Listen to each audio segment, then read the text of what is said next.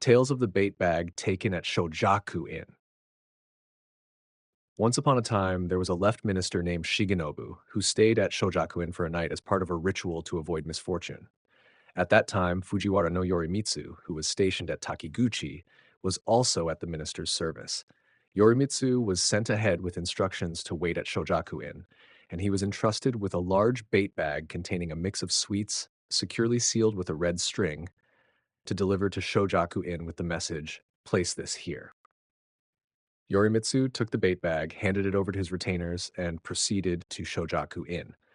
Upon opening the eastern hall's southern facing, he waited for the minister's arrival, lighting a fire.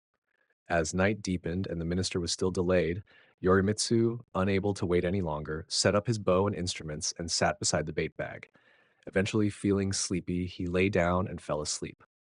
Unaware of Yorimitsu's slumber, the minister arrived, startling Yorimitsu awake. Confused and disoriented, Yorimitsu drew his sword and took up his bow and instruments, rushing outside. Later, the minister's attendants gathered and, finding the bait bag, opened it to discover that it was completely empty, not even a speck of dust inside. When questioned, Yorimitsu explained, "I took great care to keep watch over the bait bag. It is unimaginable how it could have been stolen. Perhaps while I was asleep, a spirit or demon took it." Everyone was alarmed and frightened by this strange occurrence. They remarked, "This is indeed an extraordinary event. Even if a retainer were to steal something, it would be unlikely to leave no trace at all."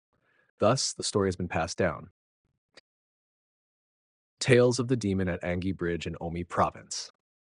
Once upon a time, in the province of Omi, there was a man named Sword, who served as the governor of the region. During his time there, he had many young men in his residence who would tell stories of old and new, play board games like Go and Sugoroku, and enjoy various entertainments, including eating and drinking. One day, they discussed a bridge in the region called Angi Bridge, noting that, unlike in the past when people would cross it, nowadays it was said, "No one dares to cross." One of the men said that he didn't believe such tales and declared, "Even if the bridge were haunted by demons, I would cross it if I were on a horse." Upon hearing this, the other men, united in their challenge, encouraged him, saying, "This is an excellent opportunity. If he goes and succeeds, it will prove the reality or fiction of the tales. We will see the true nature of our host's intentions." So the man, eager to prove himself, prepared to go. The governor, upon hearing the commotion, asked what was happening. When he was informed, he inquired, "Why are they causing such a fuss?" He was told that the men were arguing over the matter. The governor remarked, "These are pointless disputes. If he is determined to go, let him be on horseback." The man, feeling somewhat disillusioned by the triviality of the argument, replied, "It's merely a silly game.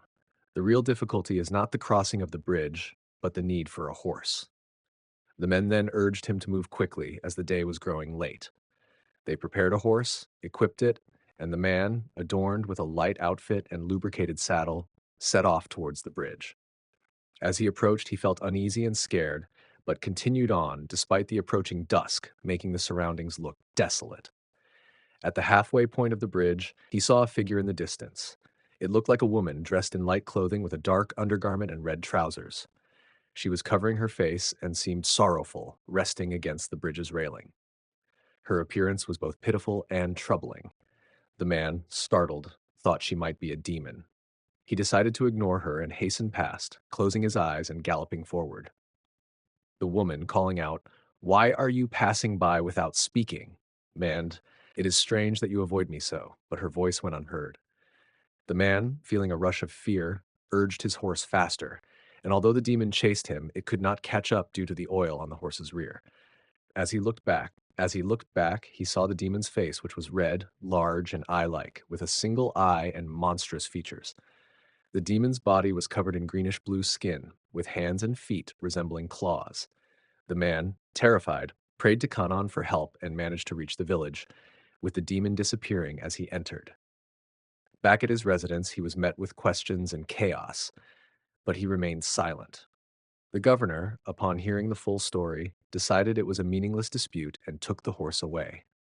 The man, feeling smug, returned home. He recounted his tale to his family, but they were terrified by the ordeal. Later, as his house suffered from supernatural disturbances, he consulted an onmyoji, a practitioner of Japanese esoteric cosmology, who advised strict rituals on that day. On the day of the ritual, the man's only brother, who was serving as a governor in Mutsu and had come with their mother, knocked on the door. The man, wanting to expedite the ritual, urged his brother to enter, but the brother, concerned about the delay, said, "The day is nearly over. If you wish to see us, you must wait until tomorrow." The man, feeling distressed, insisted on quickening the process, and eventually the ritual was performed. However, the ensuing events led to a violent conflict between the brothers. The elder brother, in a fit of rage, killed his younger brother, revealing himself to be the demon from the bridge. This horrifying turn of events led to the entire household being thrown into chaos. Thus, the tale of the demon at Angi Bridge has been passed down as a cautionary story about the dangers of heedless challenges and the perils of supernatural encounters. The tale of the monk from the eastern province and the demon. Once upon a time, a monk traveling from the eastern provinces came to a large abandoned house near the bridge of Setsuda. As it was getting dark, he sought shelter for the night but found that the house was desolate and in disrepair, with no sign of human habitation. Despite the eerie emptiness, he decided to stay there. The monk and his attendants settled into different parts of the house, with the monk himself lying alone in a corner. As night fell and darkness deepened, he remained awake, troubled by the ominous silence. Eventually, he noticed a large, suspicious object that resembled a saddle box, which was making a faint, mysterious noise. This unnerving discovery led him to think, perhaps this place is avoided by people because it is haunted by demons. Frightened by the thought of a potential demonic presence, the monk decided to flee. However, as he prepared to leave, he realized that if he panicked and ran, he might be pursued and captured. Therefore, he decided to escape quietly, hoping to avoid drawing attention. He stealthily approached his horse, mounted, and prepared to ride away. Just as he was about to leave, the lid of the saddlebox flew open with a terrifying noise. A fearsome figure emerged and shouted, "Where do you think you're going? Did you not realize that I am here?" The monk, gripped by terror, spurred his horse to flee. Though he looked back, the darkness made it impossible to see the figure clearly, but the shape was enormous and menacing.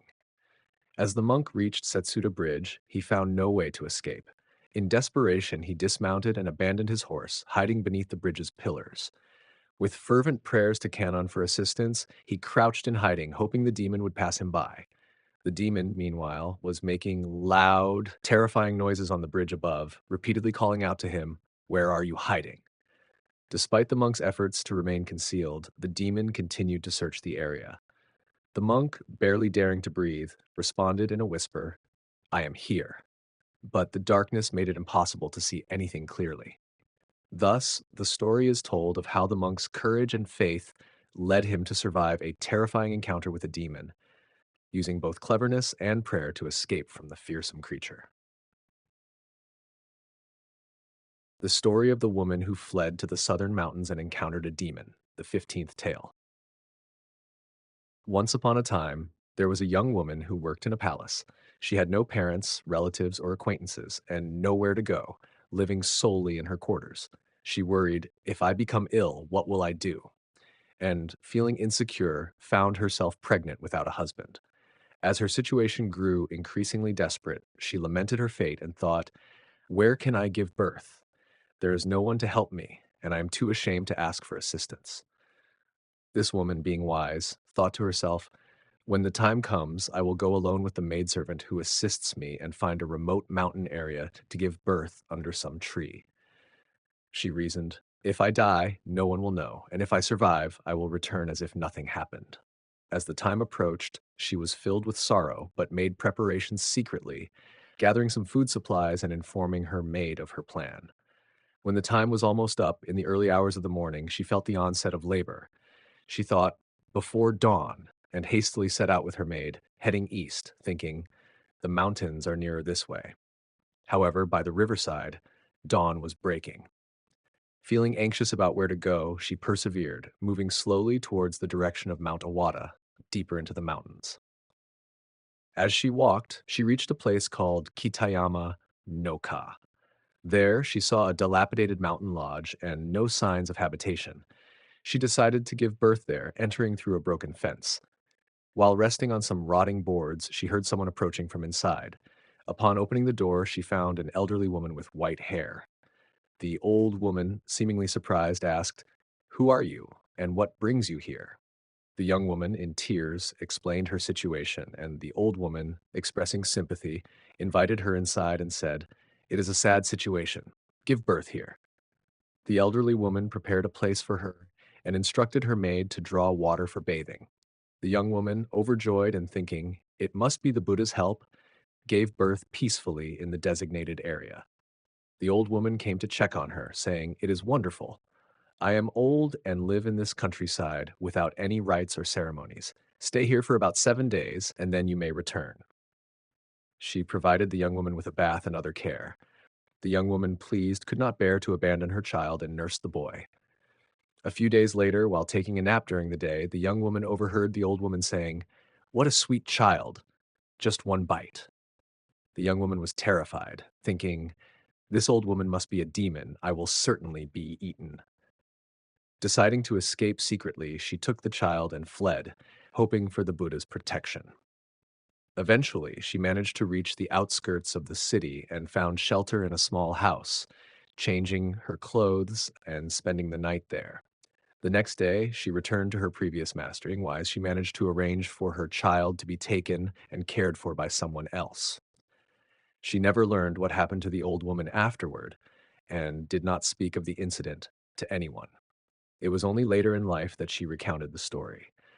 Reflecting on this, it is believed that such old places are surely inhabited by spirits. The elderly woman's remark, "What a sweet child, just one bite," was likely indicative of a demon. This story has been passed down to caution against entering such treacherous places alone. The story of the minister and the woman who encountered a demon, the 16th tale. Once upon a time, there was a nobleman named Oki no Daito who had a certain reputation. When he was young, he often spoke with a woman who served in the palace. After a long absence, he visited the woman's residence and said, "Tonight, I wish to meet that person." The woman replied, "It is easy to summon them, but tonight there is a country visitor who has come to stay, and the lodging is not suitable. It is a poor place." Doubting her words, he went to check and found that there were indeed numerous horses and servants at the small house, confirming her statement. The woman, thinking for a moment, said, "There is a deserted hall to the west. Tonight, you should stay there." Since it was nearby, the nobleman went off running. After waiting for a while, the woman arrived with her things. She said, "Please make yourself comfortable," and led him westward. They walked for a little over a mile until they reached an old hall. The woman opened the door and brought in a single tatami mat from her own home, laid it out, and said, "I will come by early tomorrow morning, before leaving." The nobleman, alone with the woman in the old hall, lay down and conversed. Since he had no attendants and was in a lonely, eerie hall, he felt uneasy, thinking, "What if something happens in the middle of the night?" As he pondered this, he noticed a light appearing from the back of the hall. Thinking there must be someone else, he saw a maid carrying a lamp, setting it before what seemed to be a Buddhist altar. The nobleman thought it was an extremely peculiar situation and felt a growing sense of unease. He saw a woman appear from behind the hall, alone. Wondering what was happening, he asked, "Who is this person? It is very strange. I am the host, and why would someone come here without informing me? It is unusual that people come here to stay, as it has never happened before." His concern grew as he thought the situation was increasingly odd. The nobleman said, "I did not know anyone was here. I came because I was told to be here tonight. It is indeed very inconvenient." The woman replied, "You must leave quickly. If you do not, something bad might happen." The nobleman decided to leave with the woman, but she was drenched in sweat and unable to stand. Despite his efforts, he managed to carry her to the gate of the master's house and knocked. The woman was admitted inside, while the nobleman returned home. Recalling the incident, feeling uneasy and uncomfortable, the nobleman spent the following day lying in bed. In the evening, still troubled by the previous night's events, he went to the house of the woman who had given him shelter. He learned that the woman had been in a state of despair and had died shortly after returning. She had not spoken a word before passing, which led to confusion and distress among those who knew her. The nobleman, astonished, thought, "Indeed, there was something strange happening the night before. Was it a place inhabited by demons?" He inquired further, but received no clear answers. It is said that such old, abandoned places should be avoided for lodging. This story has been passed down as a warning against staying in such deserted places.